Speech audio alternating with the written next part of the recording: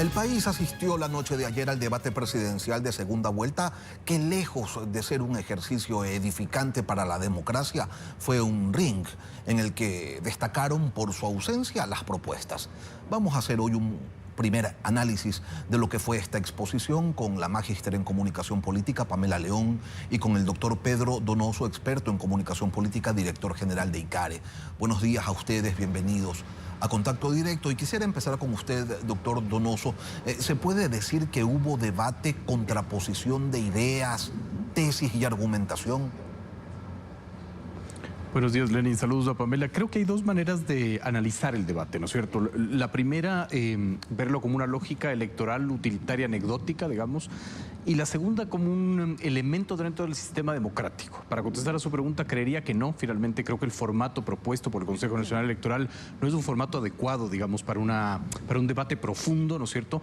Y yo diría que quizás uno de los temas más importantes que hay que analizar es el rol del moderador. Es decir, no podemos tener un moderador que simplemente sea un contador de minutos, ¿no es cierto? Porque para eso mejor no tenemos ningún moderador, sino que también podría ser un ingrediente, digamos, que incluya, ¿no es cierto?, que se incluya en el gran debate, ¿no? Otro de los elementos importantes me parece que sería también el poder contar con un fact-checking en vivo, por ejemplo, ¿no? Para poder profundizar, digamos, esta lógica de intercambio de ideas, de propuestas, etcétera. Pero además yo creo que también la base fundamental, que no es algo que hay que descubrirlo, ¿no es cierto?, sino que está, digamos, dentro del sistema electoral político, es la importancia de los planes de gobierno. Es decir, el plan de gobierno debería ser la base, la hoja de ruta, para que los dos candidatos discutan sobre realidades que ellos mismos han propuesto y que son básicas, ¿no es cierto?, para que incluso haya, cuando hay un incumplimiento, una revocatoria de mandato. Pamela, a su criterio, ¿qué es lo que debía ser este debate y no fue? Lenin, en primer lugar, debía contribuir como un dispositivo de, digamos, de interacción que pudiera impulsar el voto informado. Lamentablemente lo que tuvimos, en lugar de tener acercamientos técnicos rigurosos, lo que tuvimos fue proyecciones simbólicas que de alguna manera lo que hacen es sostener ficciones políticas para a partir de eso consolidar ciertas adhesiones emocionales, pero no necesariamente contribuyen a un espacio de voto informado, es decir, no fue un espacio para contribuir a ese espacio democrático. Pedro, la ausencia de propuestas y la intención de destruir al contrincante, ¿qué es lo que evidencia? Evidentemente es una evidencia de la polarización, evidentemente también evidencia, digamos, esta lógica y esta necesidad, ¿no es cierto?, de entender al debate además como un punto de partida. Esto es supremamente importante. Si comparamos el debate, por ejemplo, de la primera vuelta del 2023, ese debate se realizó 7 días antes de la votación. De la segunda vuelta del 2023 fueron 15 días. Hoy tendrá que pasar 3 semanas para que vayamos a las urnas. ¿Y por qué esto es importante? Porque el debate se convierte finalmente en el punto de partida. Es decir, los dos candidatos intentaron que este sea el punto de partida narrativo y de construcción de imaginarios, y también, evidentemente, en un ejercicio de desmitificación, decimos nosotros desde ICARE, ¿no? Es decir, teníamos a los dos voceros más importantes de las dos campañas jugando, o más bien estableciendo estrategias de desmitificación y de construcción de mitos en contra de su antagonista. Y vamos a continuar con este análisis de lo que fue el debate presidencial de segunda vuelta, pero eso será luego de la cadena ordenada por la Secretaría General de Comunicación. Y continuamos analizando el debate presidencial de segunda vuelta entre los candidatos Daniel Noboa y Luisa González, con el doctor Pedro Donoso y con Pamela León. Pamela, del Noboa no, y del Luisa te desdolariza. ¿Qué le queda al elector? Depende, porque lo que vimos ayer fue un ejercicio más bien de consolidación y fidelización electoral más que de captación a esos más de 2.500.000 electores. No le hablaron ayer al indeciso, le hablaron a sus bases, y además de hablarle a sus bases, le hablaron a esa porción de indecisos que puede llegar a sucederse luego de un proceso eleccionario como el que tuvimos, en donde ya no hay fragmentación electoral, porque hay polarización. Y además la volatilidad electoral, de acuerdo a las fórmulas de Pedersen y Mer, lo que tenemos es que son índices de cerca de 40 puntos, en donde nos ubican una alta volatilidad electoral y en donde justamente ese espacio o esa porción de elecciones no necesariamente se siente tan atraída a escuchar discursos que más bien devengan de la clase política tradicional. Y lo que vimos también es una disputa entre imaginarios y tangibles. Los ataques, porque hay que decirlo de esa manera, que venían por parte de Daniel Noboa, apelaban al imaginario correísta que pudiera representarse en Luisa, y Luisa González apelaba a una cuenta pública tangible, entonces era una disputa entre identificación versus representación. Doctor Donoso, ¿qué es lo que impidió que ese debate no sea tal, obstaculizando que el electorado se pueda acercar a los planes y a sus formas de ejecución, al qué y al cómo? Yo creo que dos cosas, el contexto y el formato, ¿no? Es decir, ya he descrito un poco mis críticas quizás al formato. Me sorprende muchas veces que el CNE tenga tanto miedo a los candidatos. Es decir, ya si hemos logrado que los candidatos estén obligados a debatir, creo que el formato tiene que ser mucho más exigente para los candidatos, ¿no? Es decir, el establecer finalmente 5 ejes con una sola pregunta limita muchísimo la profundización, ¿no es cierto?, de qué, de los planes de gobierno, ¿no? Es decir, las propuestas están, digamos, en el repositorio del Consejo Nacional Electoral. Yo creo que ese formato impide muchas veces que el debate sea sobre realidades y no sobre expectativas, ¿no? Ahora, también evidentemente el contexto en donde teníamos una Luisa González que tenía la posibilidad de atacar a un presidente candidato, ¿no es cierto?, con críticas tangibles, digamos, ¿no? Y si nosotros hacemos una lectura de la narrativa, vamos a ver que es González la que más cifra usa, digamos, ¿no? Carente finalmente, en cambio, el presidente candidato de cifras, cuando de una u otra manera el presidente candidato tenía la ventaja de plantear cifras en tiempo presente, digamos, ¿no? Ahora, Pamela, a su criterio, ¿cuál es el peso que tiene en esas ausencias, en las ausencias que hemos señalado, de propuestas, de ideas, de formas de ejecución, este formato que implementa el Consejo Nacional Electoral, donde se evidencia que hubo una preocupación por las formas, pero ninguna por el fondo? Lo que dice es importante porque creo que también se apela a la corrección de este ejercicio democrático a partir del formato y no de digamos, del condumio que se establece en ese formato. ¿A qué me refiero con esto? Existen las herramientas para poder generar un debate un poco más consolidado y aterrizado, pero los instrumentos que están en este momento para poder asegurarlo no necesariamente son empleados de la mejor forma. Nosotros tuvimos un debate en donde la rana René se sumió a un discurso que era politizante, pero no necesariamente eso le contribuye en información al voto, sobre todo a estos 2.500.000 electores que están huérfanos de representación, y más bien lo que hace es consolidar o posicionar la idea de que estos espacios no son digamos, un escenario para la interlocución libre de un voto informado, sino más bien un espacio para consolidar, digamos, líneas gruesas de campaña, pero además de esto, para reducir el ejercicio democrático a, digamos, ataques y contraataques en un país en donde la crisis es multidinámica y acentúa también esa desafección política, que es lo que hoy en este momento nos está llevando a un lastre complejo,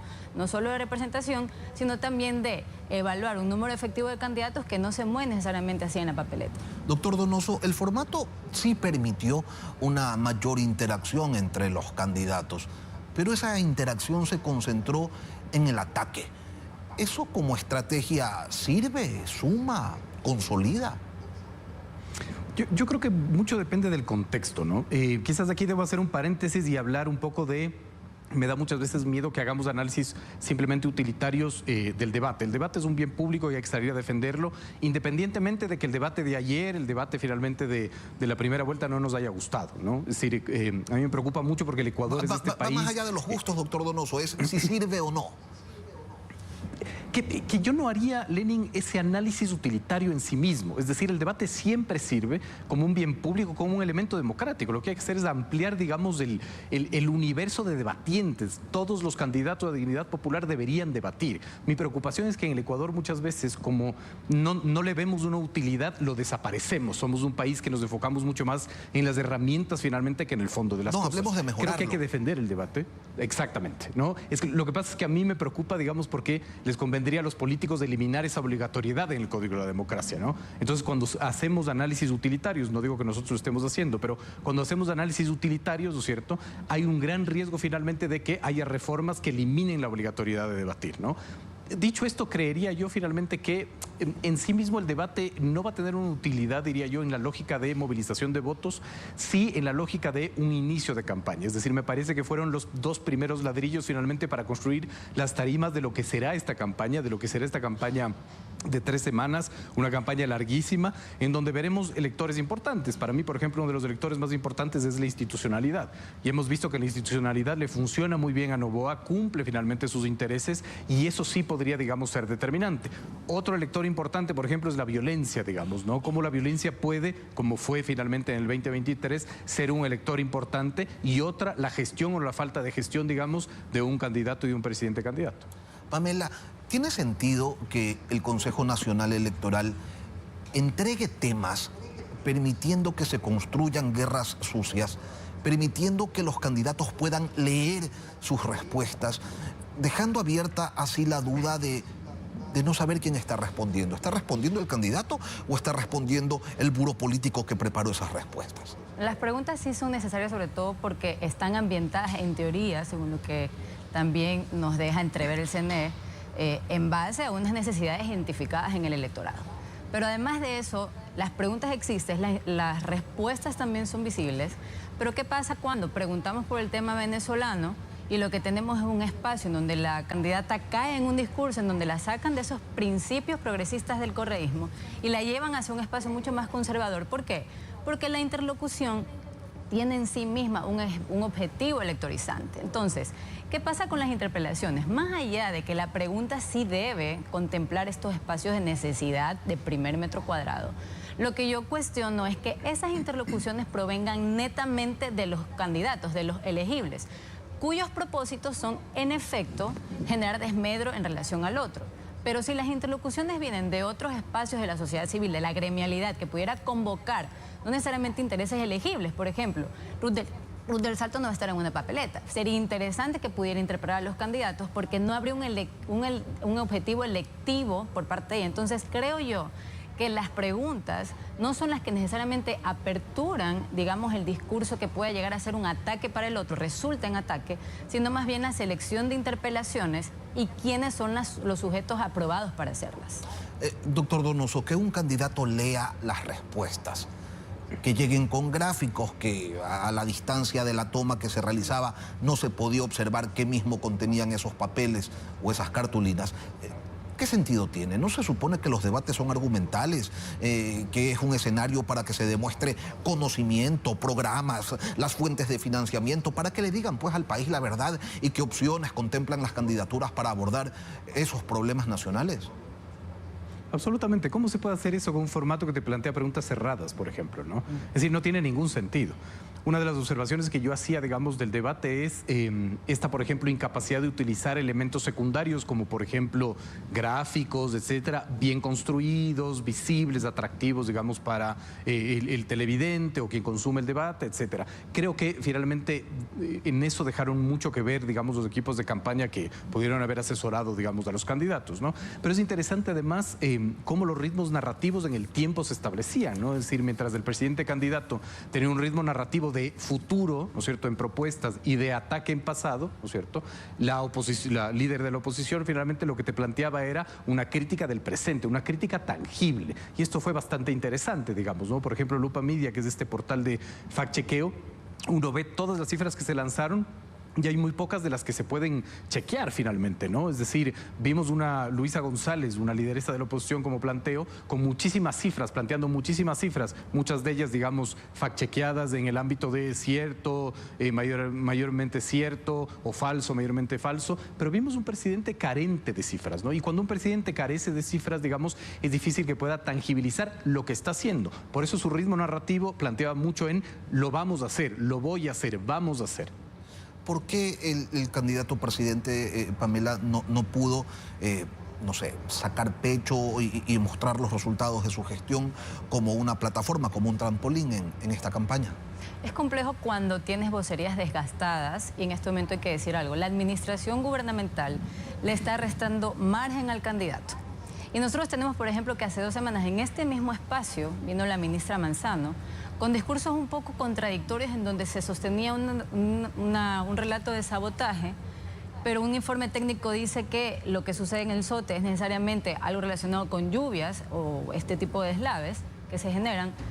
Entonces, en ese sentido, es muy complicado, por ejemplo, abordar temas relacionados a la criminalidad. ¿Qué pasa? En el eje de criminalidad y seguridad Ninguno de ellos hablaron, por ejemplo, de sectores priorizados de seguridad como Nueva Prosperina, como Sociovivienda, que fue en donde hace pocos días, hace pocas semanas, hubo una matanza. Lamentablemente, eso sí tiene un recurso histórico, en donde hubo cerca de 30 muertos en menos de una hora. Entonces, esta falta de priorización, sin embargo, vemos en la cadena que parece que de alguna manera retroalimentan ese discurso que no pudieron decir ayer. Entonces, en ese sentido, lo preocupante es que utilizan estos espacios para competir quién tiene más filas del narco entre el uno y el otro. Y esto lo que hace es realmente reafirmarle al elector lo corroído que está el sistema político y a ninguno le conviene. Entonces, yo lo que diría es, ¿cómo esta interlocución gobiernista puede tener un poco de techo cuando esa gestión en menos de 2 semanas ha tenido implicaciones complicadas, por ejemplo, con 70.000 damnificados por las inundaciones? Entonces, es muy complicado tomarlo como capital electoral. Ahora vamos a una pausa, pero luego continuamos con el análisis. ¿El debate aportó en algo al electorado? Ya regresamos. Y retomamos el análisis del debate presidencial de segunda vuelta con el doctor Pedro Donoso, con Pamela León. Pamela, ¿le pusieron demasiado énfasis los candidatos en posicionar por qué no votar por el otro en lugar de concentrar en los esfuerzos en por qué la ciudadanía los debe apoyar a ellos? Más bien lo que hubo fue una confrontación de iguales. De hecho, en varios momentos se pusieron en escenarios homogéneos. Es decir, en el momento en que una habla de María Moreno y el otro habla de Ronnie Aliaga, en el momento en que hablan, por ejemplo, de cómo van a resolver el tema de la educación, pese a que no se habla de una duplicación presupuestaria, en el momento en que de alguna forma tratan de sostener programáticamente un discurso, lo que los ahorca inmediatamente es la necesidad de derruir al otro, pero no necesariamente desde una visión de gobierno, sino desde un estilo de gobierno, que es distinto, es una visión mucho más cortoplacista. Y en ese sentido, lo que hubo más bien es un resultante que no necesariamente le aporta al candidato a entender cuáles son, digamos, las definiciones que cada candidatura propone, sino más bien cuál es menos malo que el otro, sobre todo porque en varias ocasiones teníamos esta confrontación de tú tienes a esta mujer, tú tienes a estas relaciones con el correísmo, y lo que hace eso lamentablemente es consolidar la idea de que el sistema político está corroído por, lamentablemente, ese tipo de situaciones que apelan a la criminalidad. Entonces, yo lo que sí diría es que más allá de que haya contribuido un voto informado, lo que se hizo fue generar proyecciones simbólicas que generan adhesiones emocionales. Doctor Donoso, la técnica de ataque, la guerra sucia, era algo que se debía esperar en una elección que todos prevén será cerrada, pero no fue demasiado. Sí, creería que sí, digamos. Creería que los dos debatientes se concentraron más en crear mitos del uno al otro que en desmitificar, diría yo, ¿no? Y en eso, por ejemplo, el formato que yo sigo criticando, el de las preguntas cerradas, generaba esa capacidad de, ¿no? Es decir, yo creo que este fue un debate profundamente, obviamente, electoralista, ¿no es cierto?, con el cual inició la campaña, y un poco sí nos está diciendo que esta campaña va a ser así, digamos, ¿cierto?, virulenta en la narrativa, con esta incapacidad de los candidatos de desmitificar y con esta capacidad de los candidatos de crear mitos del uno al otro, ¿no es cierto? Y creo que de una u otra manera yo no le culparía tanto a los candidatos que están jugando su juego, digamos, natural. Puede ser criticable, pero creo que es un juego natural. Pero yo sí me concentraría finalmente en la incapacidad del formato de darnos más con lo que el sistema electoral y los elementos de ese sistema nos proveen, ¿no? Que, por ejemplo, son los planes de gobierno. Ahora sí, el formato estaba dado, pero dependía también de la voluntad de los candidatos. Ellos tuvieron la oportunidad de hablar sobre temas, de hablar sobre educación, de hablar sobre salud, de hablar sobre seguridad social, y se dedicaron a echarse lodo el uno y el otro. Entonces, ¿por qué razón cree usted, doctor Donoso, que si este es el punto de arranque de la campaña arranca con ataques, la campaña arranca violenta desde los discursos, y entonces ¿en qué momento se va a hablar de las propuestas? Nunca. No, yo creería que no. Yo creería que nos vamos, digamos, a enfrentar a 3 semanas de una campaña mucho más verbalizada, ¿no es cierto?, con pocas propuestas, pocas cifras. Creo que es natural, digamos, en esta lógica hiperpolarizada, digamos, además hiperpolarizante. Lo estamos viendo en la, por ejemplo, composición de la Asamblea. Entonces, yo sí creo que ahí el árbitro, digamos, quien te planteaba, digamos, el formato, sí podía establecer unos puntos rojos. ¿Qué tenía, por ejemplo, que ver la tabla de drogas con el ámbito de la educación, por ejemplo, ¿no? Obviamente tiene una relación indirecta, pero no era lo principal. ¿Qué tenía que ver, digamos, Glass con la seguridad social y la salud, o la señora María Moreno finalmente con el tema de gobernabilidad? yo sí creo que la moderación, digamos, no pudo controlar este debate. Yo creo que la moderación, como decía Pamela, tiene que tener un rol mucho más protagónico, porque si no, lo único que podemos hacer es poner, digamos, un aparato como Alexa o Siri que controle el tiempo, y esa no es la idea. Es decir, tiene que haber unas reglas del juego, pero sobre todo hay alguien que haga cumplir esas reglas, y creo que ese era el rol del moderador. Pamela, una cosa es posicionar ideas y otra es convertir el eslogan en muletilla. Desde lo comunicacional, ¿cuáles fueron a su criterio los aciertos y los desaciertos de Daniel Noboa y de Luisa González? Primero hay que entender que ellos les hablaron a dos públicos en temporalidades diferenciadas. Lo que vimos ayer, es decir, la transmisión propiamente dicha del debate, buscaba en efecto hablarle a esas bases que de alguna manera consolidaron ambos en las elecciones en primera vuelta, a ese indeciso que pudo haberse movido en los primeros días posterior a la primera vuelta para luego de esa captación buscar una fidelización, y a partir de ello consolidar que, por eso sus discursos se basaban en ataques primarios entre ambos, para poder de alguna manera no soltar ese potencial indeciso que podría todavía moverse hacia esa otra candidatura. Recordemos que son 1.200.000 aquellos que correspondían a las otras candidaturas. Pero lo que sí vamos a ver ahora, posiblemente, es que en el resto de estas semanas sí vamos a ver piezas comunicacionales que van a estar concentradas principalmente a hablarle a ese nulo y blanco que corresponde al 8.6%. ¿Usted diría que la noche de ayer ambos candidatos se fueron contentos a sus casas porque hicieron la tarea? No podría yo afirmar eso, pero lo que sí es claro es que ambos tuvieron el objetivo, no necesariamente de hablarle al indeciso, no tuvieron ese objetivo. El objetivo era fidelizar las bases.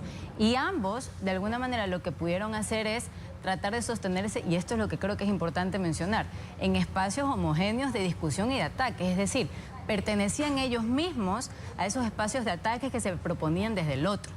Ambos estaban pisando el espacio del potencial narcotráfico y su vinculación. Ambos estaban pisando el espacio de la poca planificación de la administración pública. Ambos quedaban entrampados en estas problemáticas que ellos mismos denunciaban del otro. Pedro, la misma consulta para usted. ¿Podría identificar logros y fallos en las exposiciones de los aspirantes a la presidencia?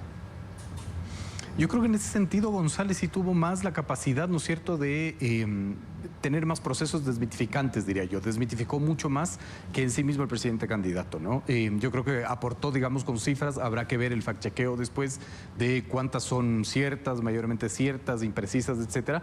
Pero creo que en ese sentido, digamos, González, yo creo que marcó la agenda finalmente y estableció el ritmo de la discusión, ¿no? Ahora, esto es supremamente importante decirlo. No hay indicadores reales para determinar quién gana o quién pierde un debate. Es decir, uno va a ver finalmente que las barras bravas de un lado y del otro van a decir que su candidato ganó.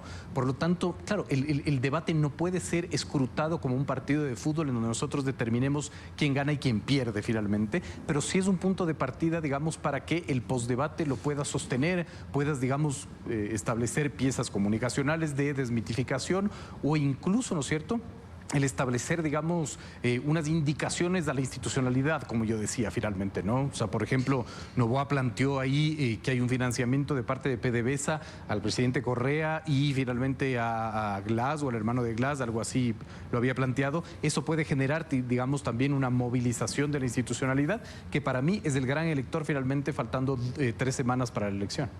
Pamela, si lo que se dijo ayer no contribuye al convencimiento del indeciso, ¿qué es lo que lo va a terminar decantando? Yo hablaba en el corte hace un rato, yo hice unas comparaciones, unos estudios hace una semana, comparando las elecciones del 2023 versus estas elecciones en primera vuelta del 2025. Yo prefiero comparar primeras vueltas por, digamos, la forma en la que se mueve el elector en la papeleta.